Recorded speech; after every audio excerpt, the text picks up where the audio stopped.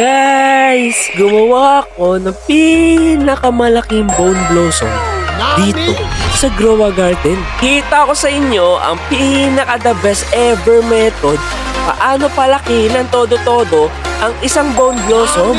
Bago natin simulan, alam niyo na, pusuan niyo na tong video. By the way, Papa mo here. Bago natin simulan, pusuan at mag-follow para sa mga ganito pang mga balitang videos about sa Grow a Garden. Okay mga kaibigan, bagong-bago fresh pa sa isda tong method na gagawin natin ngayong araw. Nauuso kasi ang tawaging massive bone blossom method.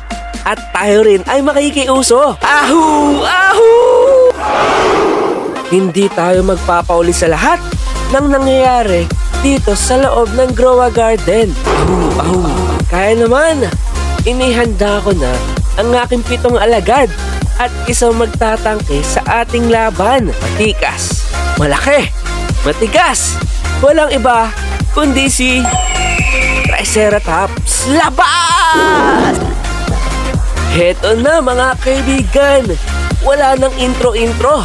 Simulan na natin to. Unang-una sa lahat, hindi mo kailangan ng maraming mooncuts kahit miski isa nga lang ayos na. Pero ang advantage ng maraming mooncut is pwede mo ilipat ang pinakapuno or plant mo tulad nitong bone blossom na kahit saan. Isasakto mo siya sa cooldown ability ng mooncut dahil may passive itong 1.55 times larger. Tulad nito, basahin nyo.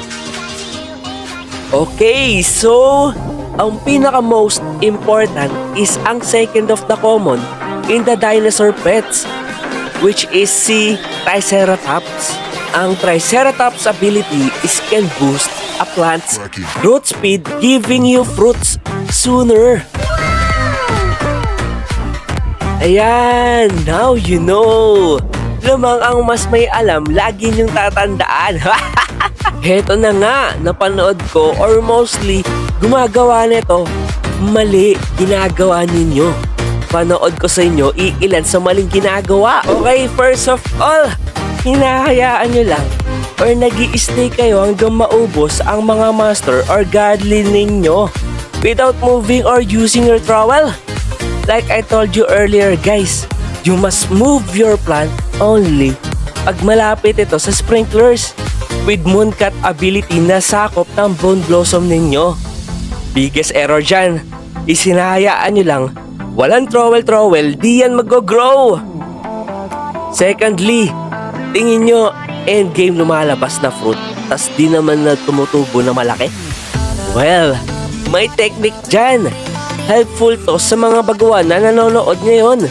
At sa mga advanced na at alam na ito, just sit tight and watch ka na lang. Okay, number 1 requirement dito ay syempre dapat tapos mo na ang Dino Prehistoric Quest. Paano mo to gagawin kung wala ka naman seed or wala ka pang bone blossom seed, right? Okay, secondly, pag meron ka na, everything is smooth and super good na ang mangyayari. Kasi alam ko, 90% of you guys are prepared for this. Master, godly, and advanced sprinkler, handa na. Dito nyo ibubuo sa special method na to, mga yan, kasi walang halong biro. Umalaki to every single time pag ni-shovel mo ng paulit-ulit. Okay? Tulad nga ng sinabi ko kanina, lamang ang mas may alam. Thirdly, kung meron ka na nung dalawa, kailangan mo na lang ang dalawang following pets, mooncut, and it's either Triceratops or Echo Frog. And final, pag meron ka na sa 3 requirements na sinabi ko, abay sisiw na yan sa'yo, ngani! Pwede na magsimula. Tara, eto na! Skip na tayo to the best part. Pakita ko sa inyo ang swabe movement ni Papa Sid. Nasabi ko na sa inyo actually, pero mas maganda kung ipapakita ko sa video as proofs, diba? Eto. And, kita nyo ginawa ko doon? Inilipat ko ang bone blossom ko using our trowel sa part na malapit sa mooncut ready ability nila at dun sa combo sprinklers na kung tawagin ko. Ngayon, timingan ito. Kaya kailangan mo ulitin to every single time pag napagsabay-sabay mo ang ability ng Mooncat plus Triceratops, abay paldo nga ni, biglang growth at magsasyak ka na lang sa bunga ng Bone Blossom mo. Kung tingin mo naman ay nalilitang ka pa, i-shovel mo na lang paulit-ulit hanggang sa lumaki. Pero babala ha, take extra careful kasi there's 50-50 chance baka ma-shovel mo rin ang pinakapuno at mawala na to sa'yo. Tulad ng pagmamahal niya. Aray ko! Kaya ang ikiklik mo lang ang pinakabunga at wala nang iba. Di kita ipagpapalit sa iba. Ay! Okay, yan na naman ability ng Triceratops. Taboom! Ang laki ng mga bunga agad! Kung tingin niyo malaki yung isa at yung kabila naman ay hindi. Tulad ng sabi ko, i-shovel nyo lang at gawin ng paulit-ulit ang method nang hanggang sa ito ay lumaki ng lumaki, ng lumaki, and so on. Okay? Yan ang final results ng aking Bone Blossom. Bagang! Hope you guys learned something in this tutorial. Hanggang dito na lang muna tayo, guys. Yun lang muna sa ngayon. Hanggang sa muli, mga kaibigan.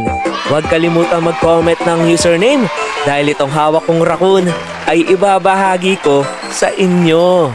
Good luck sa mananalo. Iniipon ko lang username ng mga nagsisi-comment at ako ang bahala sa inyo. Siyempre, follow nyo rin ako sa official TikTok account natin for more videos and gifts. See ya!